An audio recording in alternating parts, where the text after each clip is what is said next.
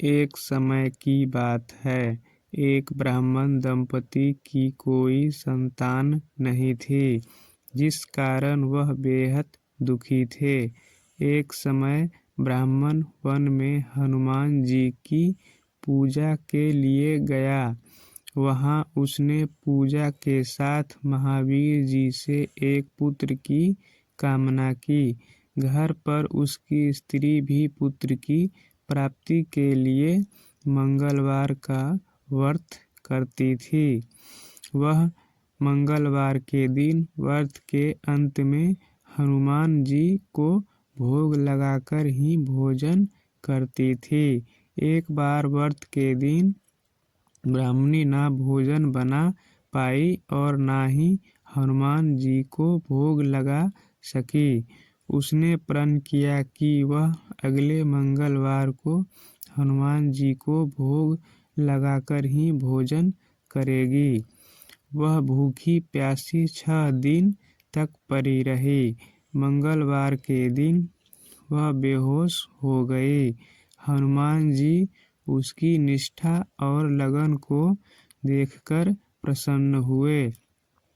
उन्होंने आशीर्वाद स्वरूप ब्राह्मणी को एक पुत्र दिया और कहा कि यह तुम्हारी बहुत सेवा करेगा।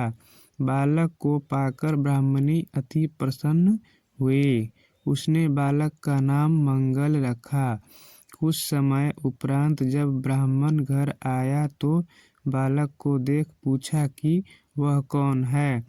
पत्नी बोली कि मंगलवार व्रत से प्रसन्न होकर हनुमान जी ने उसे यह बालक दिया है। ब्राह्मण को अपनी पत्नी की बात पर विश्वास नहीं हुआ। एक दिन मौका देख ब्राह्मण ने बालक को कुएं में गिरा दिया। घर पर लौटने पर ब्राह्मणी ने पूछा कि मंगल कहाँ है। तभी पीछे से मंगल मुस्कुरा कर आ गया। उसे वापस देखकर ब्राह्मण आश्चर्यचकित रह गया। रात को हनुमान जी ने उसे सपने में दर्शन दिए और बताया कि यह पुत्र उसे उन्होंने ही दिया है। ब्राह्मण सत्य जानकर बहुत खुश हुआ। इसके बाद ब्राह्मण दंपति प्रत्येक मंगलवार को व्रत रखने लगे।